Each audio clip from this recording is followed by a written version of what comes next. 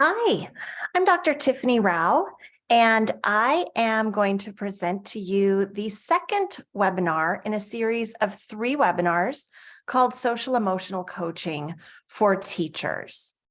In this webinar, I am going to cover co-regulation and SEL-focused teaching habits. So thank you for joining me, and you can go ahead if you'd like and access the slides with this QR code right here. And let me talk a little bit about what's ahead. Well, first, let me review. In the previous webinar, part 1 of 3 of this series on SEL coaching in the classroom. The first one was called Social Emotional Coaching. It Starts with You. I discussed the importance of self-assessment and reflection of your own SEL competencies and working toward growth so that you can be an effective SEL model and coach committed to your own growth and development. I shared some of the research that supports teacher SEL competence and growth and the impact that that has on student learning outcomes.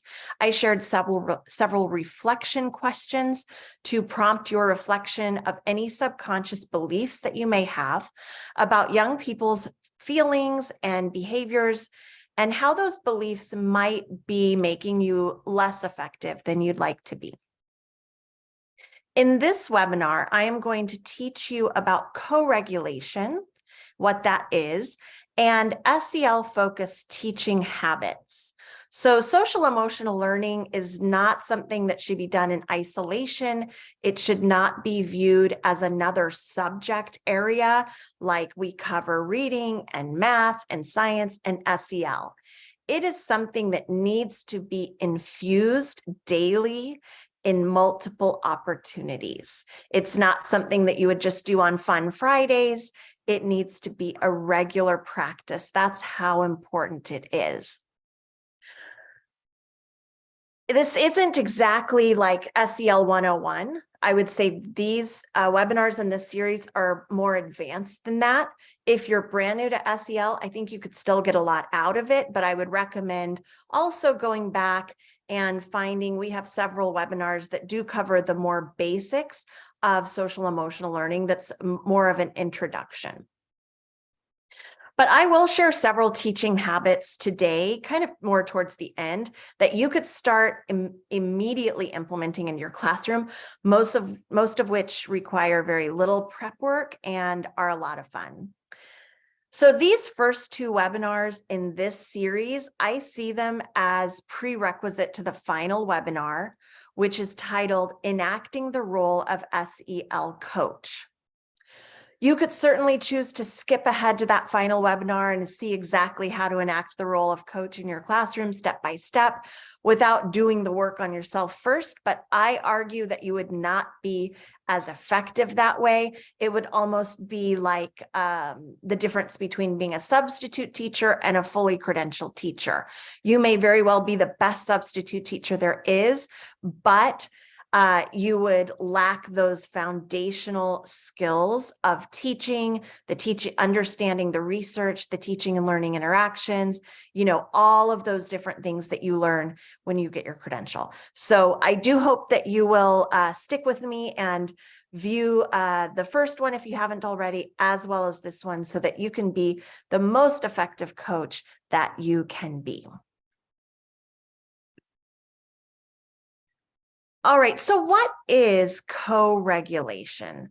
Essentially, co-regulation is regulating your own emotional state while being present with a child or a young person, or actually it doesn't even have to be a child or young person, but somebody else who is presumably in a heightened emotional state.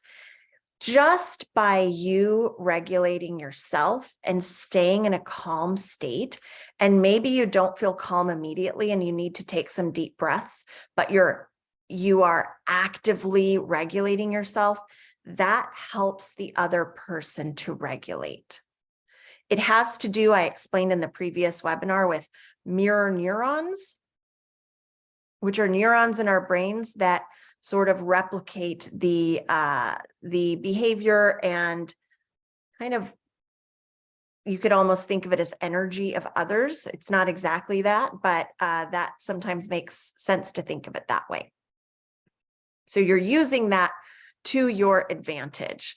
So in other words, it is the supportive process between caring adults and younger people that fosters the development of self-regulation.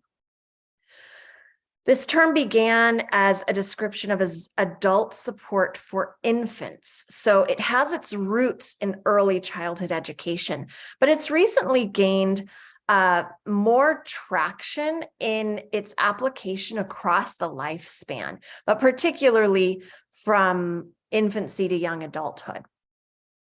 It's essentially staying calm in the midst of someone else's storm. It is an intentional practice of establishing peace, calm, and connection as the foundations of discipline or correction even. And the slides that I'm going to share coming forward come directly from this policy brief and report from Rosenbaum and Murray. And so I've put the QR code for that report up here. It's very, very good. And I pulled a lot directly from it. And I have quoted the page number in the slides going forward. But if you want to take a look at it, it is a really great read. So I do like this idea here. When a student is struggling with their behavior, lend them your calm rather than joining in their chaos. Because of those mirror neurons, it could go either way, right? We could be, as the adults, we could very easily let our mirror neurons just mirror the child's emotions and behavior. And it might not look exactly the same, but we're both worked up. And that's not going to help anyone. We need to be that alpha of calm so that they can in turn borrow our strength. So how to co-regulate? The article I mentioned talks about it takes three kind of things to really co-regulate. It is provide a warm, responsive relationship, structure the environment, and teach or coach self-regulation skills. In this webinar, I'm going to primarily be talking about these two, the warm, responsive relationship and structuring the environment. In the third of this webinar series, I will give you specific examples and step-by-step approach to coaching self-regulation skills. So, how to provide a warm, responsive relationship. That means you're going to provide caring support in times of stress. Show interest in the young person's world, respect the young person as an individual, and show unconditional positive regard. This might sound easier than it is in the moment when things are escalated. I cannot stress enough to go back and view the first webinar if you haven't already, where I talk about really challenging some of the beliefs or judgments that might pop up for you while you're trying to do this. If you're coming from a place of, I need to control, I need to get control, I need to nip this in the bud, this is not okay, they should know better, then those are beliefs I encourage you to challenge within yourself. And I offered a lot of alternative ideas and affirmations to those beliefs that can sort of be subconscious and making us less effective. How to structure the environment. It's important to create an environment that is physically and emotionally safe, where students can explore and learn at their level with consistent, predictable routines, clear goals for behavioral regulation, and well-defined logical consequences for negative behavior. As I'm talking about a lot of the principles of SEL coaching and co-regulation, I am not saying there's no consequences, not at all. There absolutely needs to be logical consequences and clear boundaries. This is not about students having no consequences.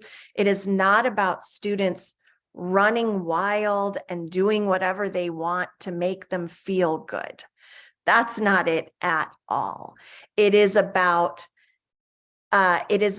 enforcing fair, logical consequences without anger on your part, but instead from a calm, reasonable, supportive place.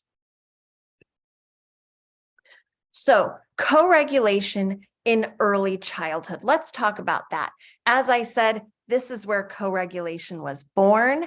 And if you're an early childhood educator, you're well familiar with this.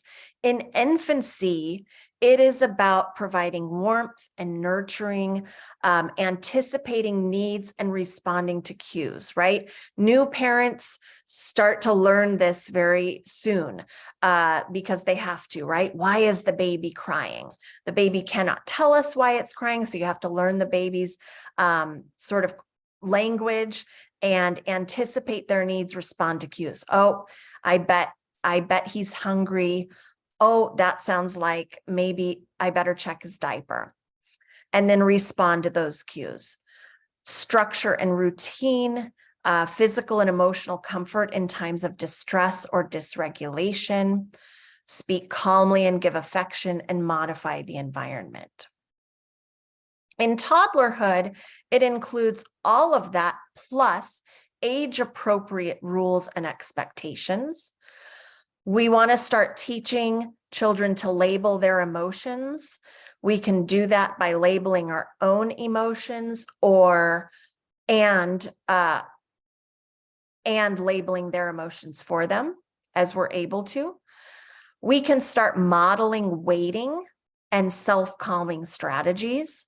So that would look like waiting in line, and you might say, gosh, I'm tired of waiting. You know what? I'm going to take some deep breaths, or would you like to play a little game while we wait? Something like that. You're starting that out.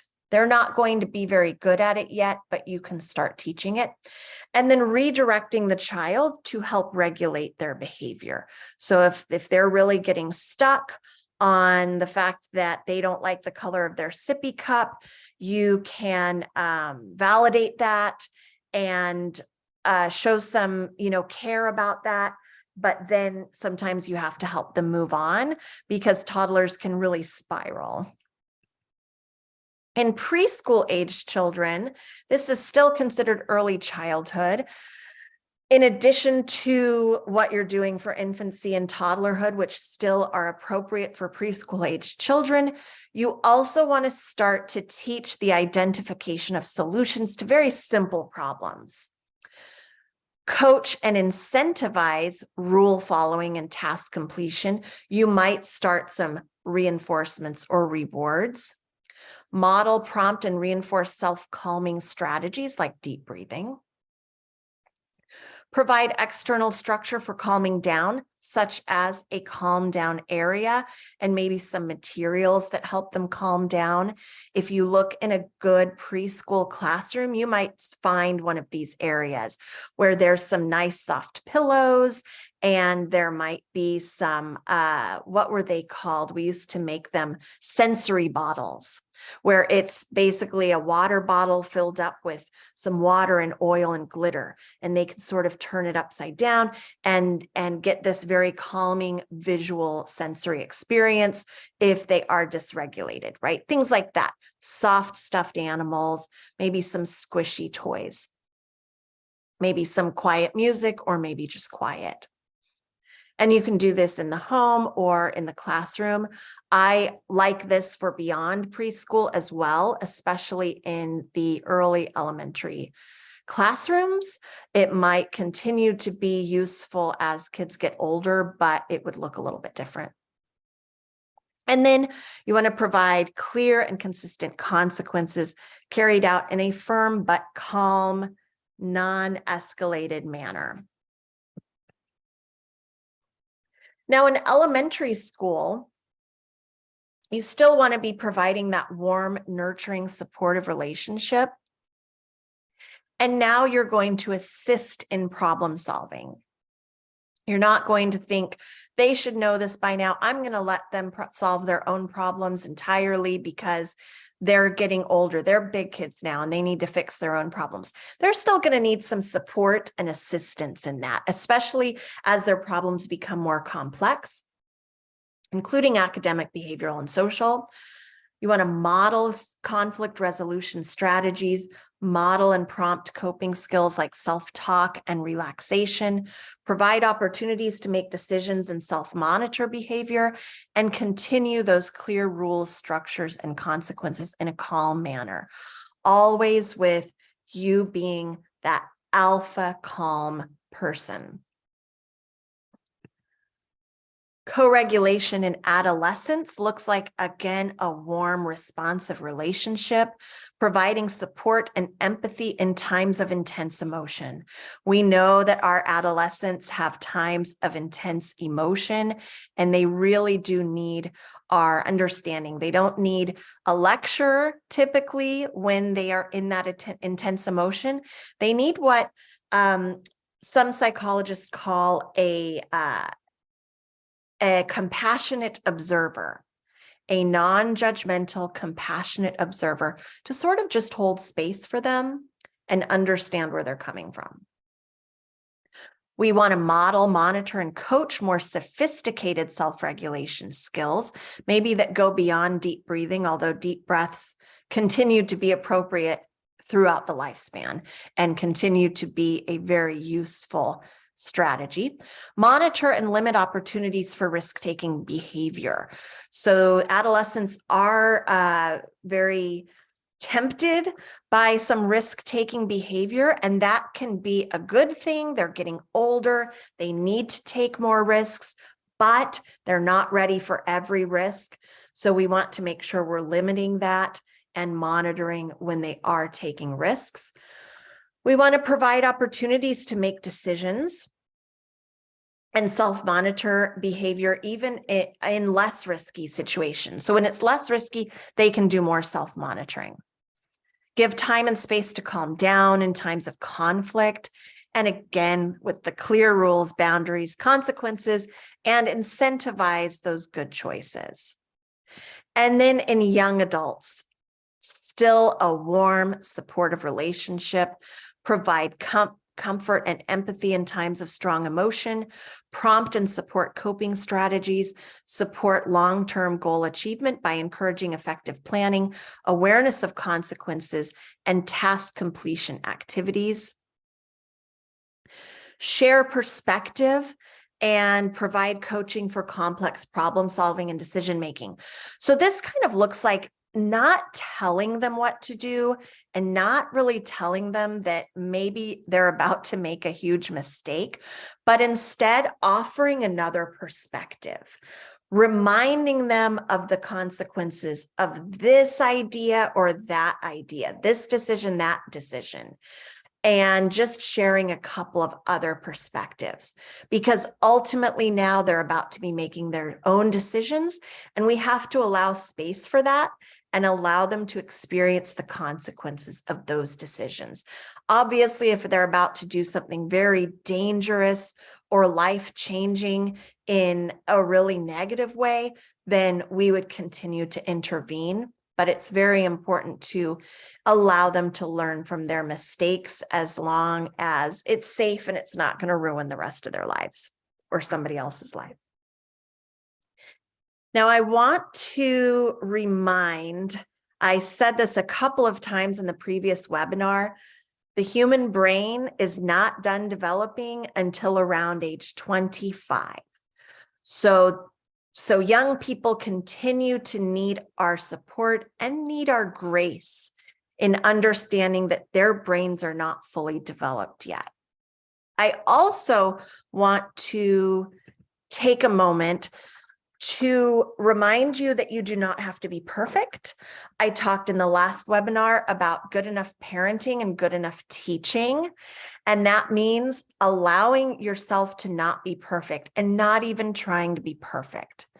Yes, you want to be warm, supportive, nurturing. You want to be that alpha calm, but you're human and you are going to get overwhelmed. You are going to feel anger rising up inside of you. Your buttons are going to be pushed.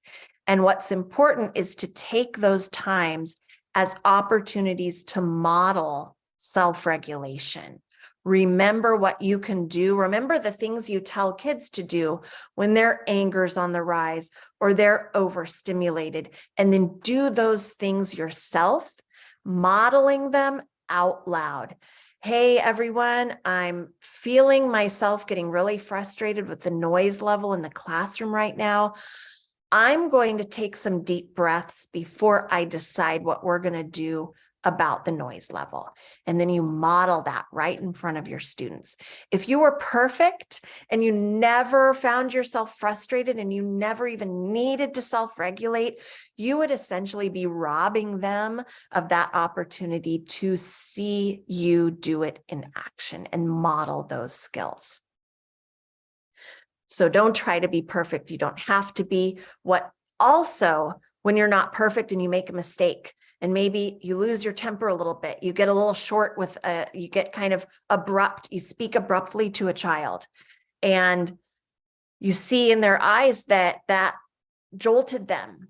That is human. We all do that to the people even that we love the most, and we don't mean to, but it happens. Those are opportunities to repair, which is a very important relationship skill that you can teach in the moment using your own mistakes and imperfect humanness as that model. So when you do have something happen like that, be sure that you're taking steps to apologize, take responsibility. Hey, I kind of lost my temper.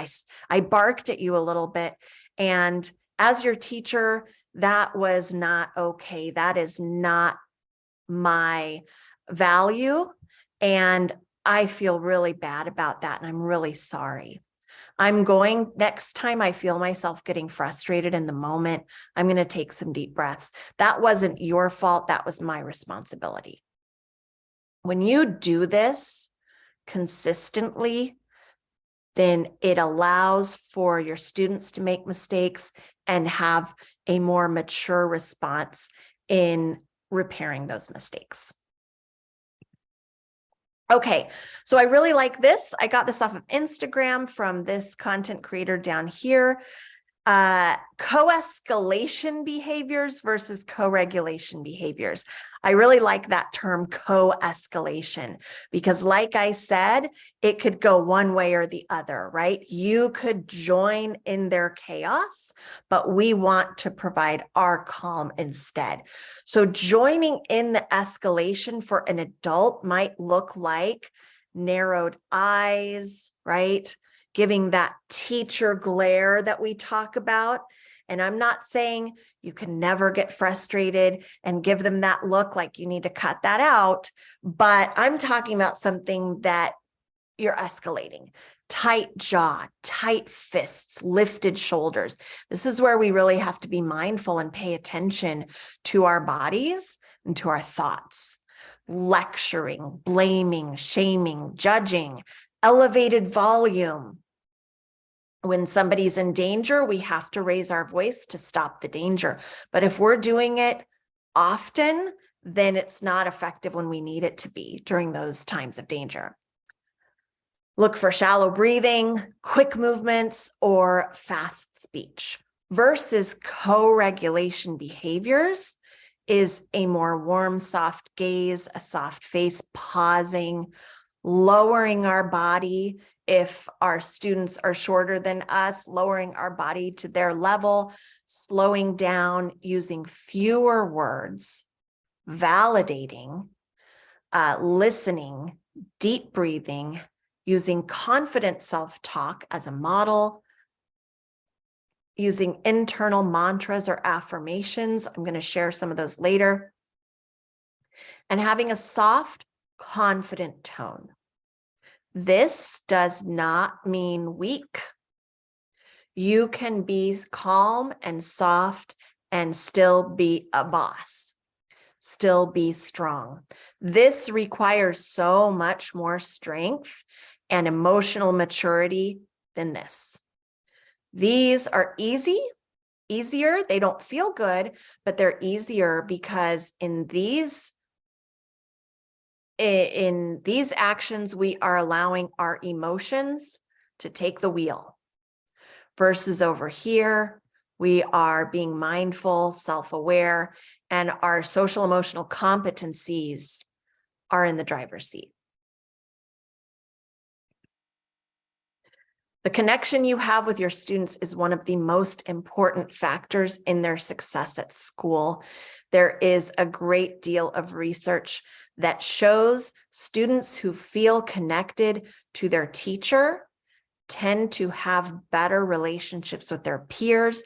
They feel more connected to the content being taught, and they feel more connected to the school as a whole, and they have greater academic success.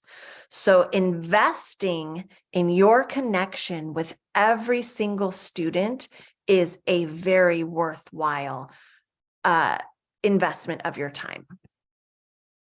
And a few reminders: perfection is not required to be a great teacher. In fact, like I just shared, imperfection offers a lot more opportunities to teach the skills that you want your students to learn.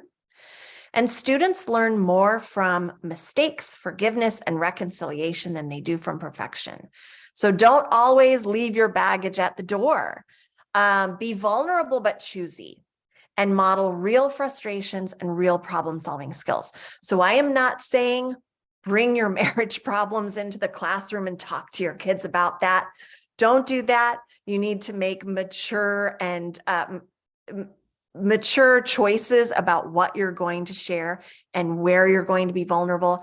But if you drove in and, somebody honked at you, or somebody was being really rude on the road, or you stopped and got your coffee and you had to wait 20 minutes and you were running late and you're so stressed, those are great real life frustrations that you could share during your morning meeting, and then share with students what you did to regulate that. I was so frustrated leaving the Starbucks, I had to take some deep breaths, and I turned on classical music instead of the usual pop that I listened to, because I knew that would calm my system down, and now I feel much better. So a few ideas of how to self-regulate while you are teaching. We know that teaching includes stress. It is not an easy job. You didn't choose teaching because you thought it would be easy. It requires a lot of self-regulation. Sometimes we do that by stuffing everything down, and then we come home and we're exhausted. But again, I would say that's perfectionistic, and you're robbing your students of those opportunities. So instead, self-regulate while teaching. That means observe your own feeling and responses during stressful times. Be mindful, pay attention to your own thoughts and beliefs about the behavior of others. Like I said, I talked about this in the last webinar. Resist judgment, resist assumptions such as he is just being negative. She just wants attention. What a brat. Those are judgy, those are negative. Instead, get curious and question any of those negative beliefs and try to replace them with a more constructive belief about that behavior, or wondering what is behind that behavior, because I don't actually know. And then you want to use strategies to self-calm and respond effectively and compassionately. I talked a lot about self-compassion as well in the last webinar, and that is something that can help you respond more effectively to others and protect your own mental health. So here are some examples, sort of like the Starbucks example I just shared. Let me show you some more. You might say, good morning. Oh, there was so much traffic on my drive. When I got to the classroom, my stress level was at a 4. I took some deep breaths, turned on soft music, and now I feel much calmer. Or if you use a color system, I know there are some programs out there that say we want to get into the green, I'm in the yellow or I'm in the red, and that means different things about your emotional state. You might use that then instead of a number system. Use what your students are familiar with. Or you might say, oh, I am just so distracted from that loud noise that just happened, right? Maybe there is a loud noise outside, or there's construction outside or something. Your students are distracted by that as well. And maybe you were too. Go ahead and talk about it. I'm going to pause this lesson and take a few deep breaths. Would you all like to do that with me? Or I feel overwhelmed right now because the classroom is so noisy. I'm going to take a drink of water and read an affirmation, and then I'll get everyone quieted down. Or I need a moment to get myself feeling calm, and then we'll talk about how you're feeling. So if you are escalated and you know that you're escalated, but you're also like, I got to validate this child, and I have to find out how they're feeling so that we can work through the steps of SEL coaching, but you're escalated. You've got to secure your own oxygen mask first, right? So you might just need to tell that student, I need a minute to take some deep breaths. And you might sit with that student and just breathe. And maybe they're crying, maybe they're doing something, but it's not dangerous. And you're just going to sit and kind of let them keep going with that while you breathe. That alone just might help them calm down at least a couple of levels. If it's something dangerous, then you're going to have a plan for that. If you have another adult in the room, if you have an aide, then maybe you signal your aide to come over and sit with the child to keep them safe or something like that. So I am going to give you a whole bunch of ideas that I got straight from CASEL. I mentioned them on the last webinar. Here is the QR code to where I'm pulling from. They have a really great guide on how to model SEL habits that they divided into each competency. So I'm going to share them with you now. And let's see. Yes, I put the QR code at the top of each slide. So for self-awareness, some ways that you can be modeling self-awareness. Again, like I said, we want to infuse these opportunities every day, multiple times throughout the day. So these are some ways that you can do that. You can identify and name your own emotions in the moment.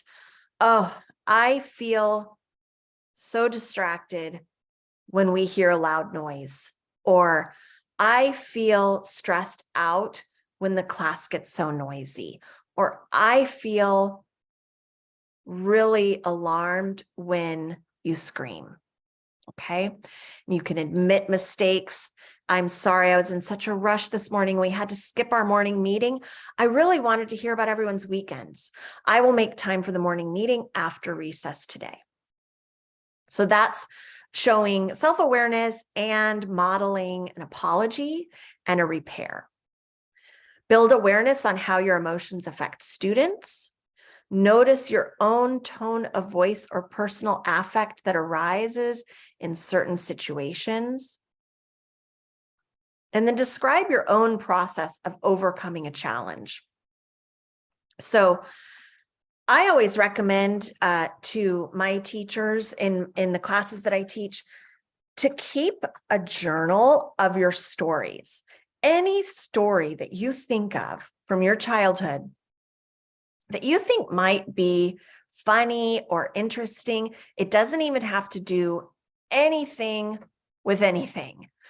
You will find a place for a lot of those stories. It can be a great way to open up a lesson, just SEL aside. It's a great kind of hook for a lesson if you do think of a story that relates to the content that you're teaching. But also if you can think of times that you were scared, that you were embarrassed, that you felt ashamed, that you got in trouble and it made you feel very small and vulnerable, or that you were overexcited, or that you were really happy. Anything that you can remember. And those memories are often the easiest to access. Then you can share those memories and talk about how you maybe overcame a challenge. Like when I was little, I used to be so scared of the dark. Then my mom gave me a flashlight to keep right by the bed. And sometimes I would keep it turned on all night. It helped me feel safe. I still like to keep a flashlight next to my bed, but I don't need to keep it on at night anymore. Self-management.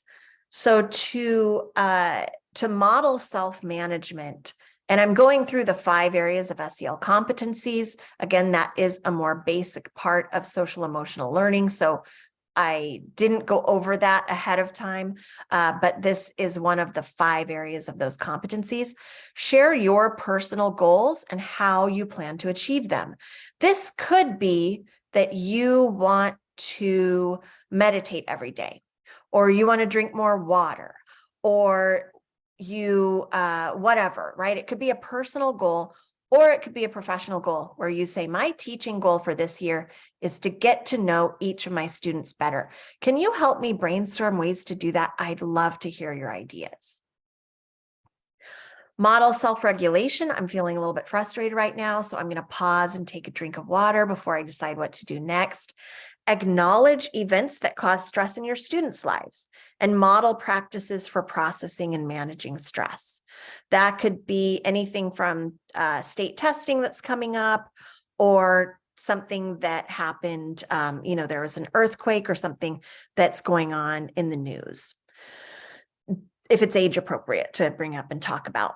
Ask for students' help when appropriate, like, okay, hey, it's my goal to end this activity by 1:15 so that we have extra time to finish that read aloud book today. Can you guys give me a signal if I forget? And then you can model respect by asking students for their perspective, like, what is your perspective about what happened out at recess? Or what do you think should happen to make things right? Of course, you'll put that in terms that are age appropriate. The word perspective wouldn't maybe be what you use for kindergarten, but you get the idea. And then modeling social awareness. You want to model standing up for others. Be willing to compromise. So if you have a rule and a student is kind of asking you to be flexible about that rule, and you're able to see that it's actually not a bad idea, then be willing to compromise and say, you make a good point. I am willing to be flexible or to modify that rule, or I'm willing to change it up a little bit. Thank you for sharing your idea about that. And think about asking for your students' perspectives before offering your own. Often as teachers, we share what we think first and then ask our students to kind of work off of that. But instead, we could say something like, we all have a lot of thoughts about what happened yesterday, and I'd like to hear what you are thinking. And then, as I've mentioned, reflect and admit when you've treated others unfairly and repair harm. And then there is relationship skills, the competency of a relationship skills. Ways to do this is to greet students by name every single day. Take time to reflect on potential outcomes before responding to challenging student behaviors. Get to know your students and allow them to get to know you within your personal comfort zone and appropriate boundaries. So again, you don't need to share everything. You don't need to air your dirty laundry, but share your stories, share the funny things that happen to you, the embarrassing things that happen to you. Students really, really enjoy that. I know for my daughter, some of her favorite teachers are the ones that share those funny stories about their toddler at home or their life or things that happened when they were kids. Notice and praise students for strong teamwork and collaboration.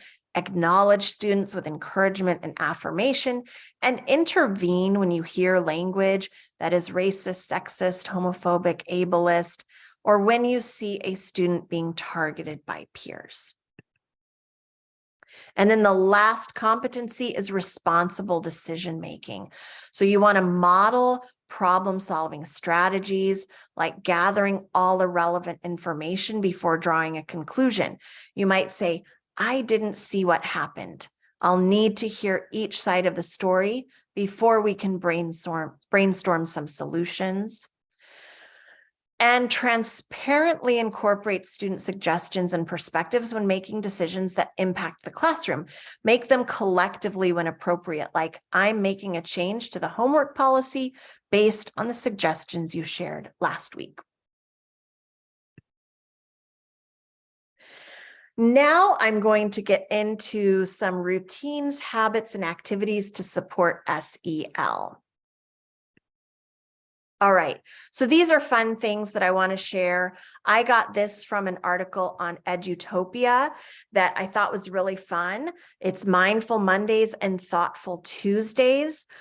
So Mindful Mondays, honestly, I think you could do this every day of the week, but you could do a guided meditation together to kind of come back from the weekend and refocus, and then have students repeat back 2 to 3 chosen affirmations.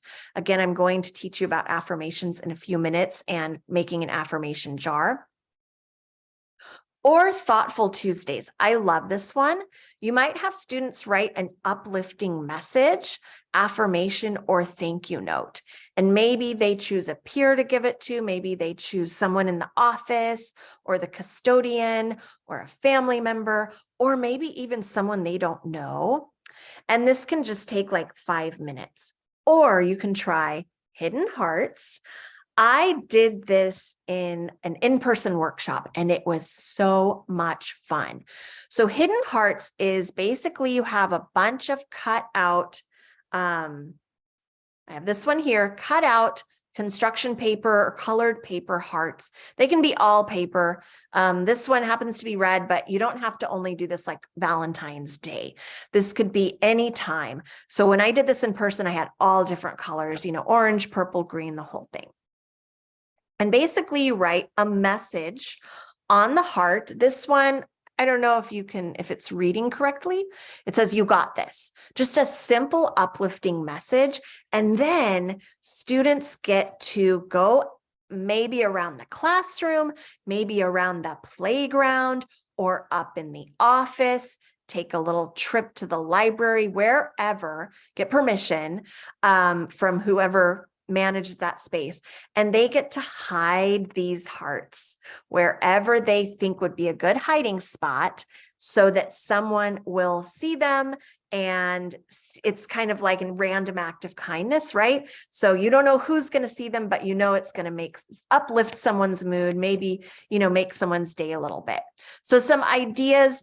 I always like to give some ideas for Hidden Hearts messages, but then they can come up with their own ideas as well. You might want to check them before they start hiding them, just kind of depending on, you know, definitely if you're doing junior high, I think you'd want to give these a check before they hide them. But some ideas would be, you got this, your voice matters, wonderful things are going to happen to you today, you're valuable, you can do hard things, anything is possible, you make a difference, things like that. So it's really fun. And we did this in a building on campus at Cal State Fullerton. And it was just really fun. And as I was packing up and leaving the building, to see all these uplifting messages. Okay, so let's get to affirmation jars. Here's one example of an affirmation jar. It's just a simple jar with a little string tied around it, and it says a jar of affirmations. You can get as fancy or as simple as you want. And I would recommend having one for students and one for teachers. So affirmations for a student affirmation jar, basically affirmations are just these statements that are stated in the positive and help you have a really good mindset for the day. I personally love affirmations. I keep different categories of affirmations on my phone, depending on what I have going on for the day ahead. If I'm going to need to have a difficult conversation with somebody that day, I have affirmations for difficult conversations that I read ahead of time. If I'm going to be really busy or if I'm anxious about something, I've got affirmations for all of that. And I choose and I read them, and it just puts me in a really nice headspace. I feel like they are very helpful to me. So here are some affirmations that you might put in a student jar. My voice matters. I accept myself for who I am. I am building my future. My thoughts are positive and uplifting. I'll just read a few of them because you could pause and read the rest yourself. I will make the most of this day. I have a big heart. I'm a good listener. I would want to be my friend. I have many talents. And here are some ideas for a teacher affirmation jar. Maybe when you're feeling stressed or frustrated, you might have your own jar that you pull from. If you have teachers' aides in your classroom, this can be a really fun thing that everybody can benefit from. So I'm a competent and capable teacher. I am becoming a better teacher every day. The work I do matters. I am calm and in control. My classroom is a positive and enriching space. I can handle the school day with ease. And here are some ways that you can use an affirmation jar. It could be a part of a morning routine, or after lunch, or at the end of the school day. So maybe, like I said, the Mindful Mondays was like you do a 2-minute guided meditation, and then maybe you have one student come up and pull an affirmation and read it out loud, and the students repeat it. That would be one way to do it. Maybe after lunch, everybody picks an affirmation, reads it quietly to themselves, and puts it back in the jar. You can do it as needed. You could read 2 to 3 aloud to your class, have them repeat them back to you. If you want a little bit of a longer activity, maybe you finished a lesson early and it's 5 or 10 minutes before the bell's going to ring. Ask a student to pull an affirmation, and the class spends 5 minutes writing down that affirmation and illustrating it. Allow students to keep any that they really like and just reprint more. And then keep one at your desk for when you and your aides, if you have aides, need it. My background is in special education. So that's why I keep mentioning aides, because in special education, we typically have paraeducators or instructional aides or instructional assistants. I do realize that if you are a general ed teacher, you more than likely do not have aides. And I also want to share some deep breathing strategies. So we talk a lot about taking deep breaths, but when we're teaching how to do this to students, to children, to young people, they need a little bit of structure. So here are some that I really like. Square breaths. Hopefully you can see my cursor okay. I'm going to start with square breaths. Square breaths look like you're going to count to about 4 seconds per side, and you're going to breathe in for 4 seconds, going up one side, hold that breath, breathe out for 4 seconds, oops, and then hold that breath. So let's do it together. It is really nice. All right, think about how you're feeling right now. Right? I'm presenting, so I've got a lot of energy because I'm presenting this. Think about how you're feeling right now, and then notice how you feel after we do all these deep breaths. Okay, don't get lightheaded though. All right, ready? Breathe in. Hold. Breathe out. Hold. Okay, you could do this having each student draw a breath in the air. Or I like it better for them to draw it on their arm or on their leg or something like that. Or you could actually have a square on your wall that you go to anytime things are getting a little bit wild, and you say, hey, everyone, it is time for some square breaths. And then you model it on the actual square. Star breaths is very similar, but you're just going to breathe in, breathe out, breathe in, breathe out. So you might do 2 seconds. Breathe in, breathe out. I'm going to do 3. Breathe in, breathe out. Breathe in, breathe out, breathe in, breathe out. I'm going to stop there because I don't want to get lightheaded.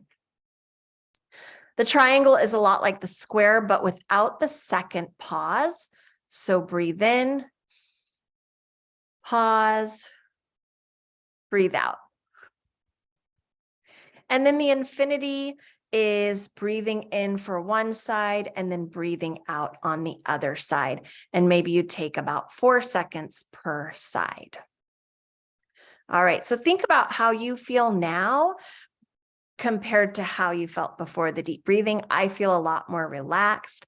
So practice that mindfulness and encourage your students to notice how they were feeling before and after deep breathing. Other self-calming strategies, because deep breathing is excellent, but it is really not enough. You want to have sort of a menu of self-calming strategies that you can refer to and that you can encourage students to go to. And I'm going to share an actual printout menu sort of a thing, I think, in the next slide. So getting a drink of water, that's always an easy one that can just kind of help us to reset. Also, splashing cold water on your face is an approach for calming down anxiety. You would definitely need to make this a choice that the student would do for themselves. If I were doing this, I would share this at a time when everybody's calm. And I would just say, one thing that some people like to do is to splash cold water on their face. So if you feel like you need to do that, you know, I can excuse you to go to the bathroom. We all know the water in the bathroom is very cold, and you can just splash some on your face and then dry off your face with a paper towel and see how that helps. See if that helps you. Also, getting some fresh air and focusing on something outside. So if it's safe to allow your student to just go outside the classroom and they can still be in your visual proximity, you could say, hey, you want to get some fresh air. You don't want to treat it like a punishment, like go outside. You can say, hey, you seem like maybe you could use a break. Do you want to go get some fresh air? See if you can find 5 little yellow flowers and bring them inside to me. And I'm talking about the little dandelion weed yellow flowers, not picking like garden flowers. Or tell me how many different bird sounds you hear in 2 minutes. I'll set a timer. So that helps refocus them on nature and on calming things and can just bring their stress level down. Maybe hugging a soft stuffed animal in a quiet corner of the room, using sensory toys or fidgets for 5 minutes. Again, this is where a quiet, calm down area can be very, very helpful. It should never be used as punishment. It is truly meant to be a resource for when feelings are big and maybe a little out of control.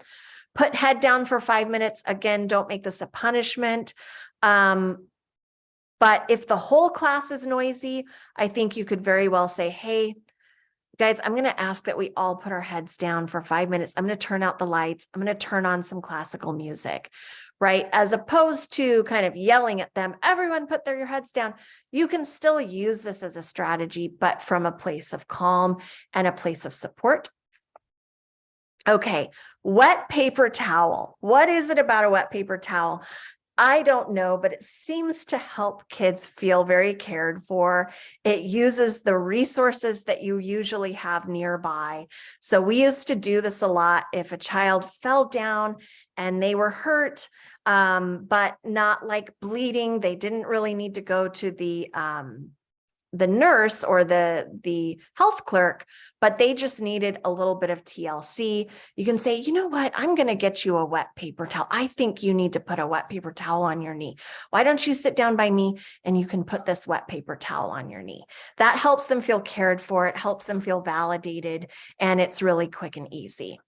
You might encourage them to read a book, or if it is an appropriate time, you can watch a cute animal video or a funny video that is appropriate for school. Draw a picture, stretch, or write in a journal. And here is that menu that I mentioned. This is from Wholehearted School Counseling.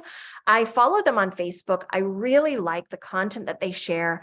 And this was a freebie that they gave away if we asked for it. And so I downloaded it and I'm sharing it here. You could definitely make one of these yourself, but I just really love it because it's I feel, and then it gives all of these choices of how kids might be feeling or how anyone might be feeling, and then some calming strategies that they could choose from that just kind of sound like something that would help them. So it's very empowering and I think very positive. All right, so that is it for this webinar. Thank you so much for joining me as I shared with you about co-regulation and SEL-focused teaching habits. The next webinar, as I mentioned in this 3-part series, is enacting the role of SEL coach. Thanks again, and feel free to tune in to the next one. Bye.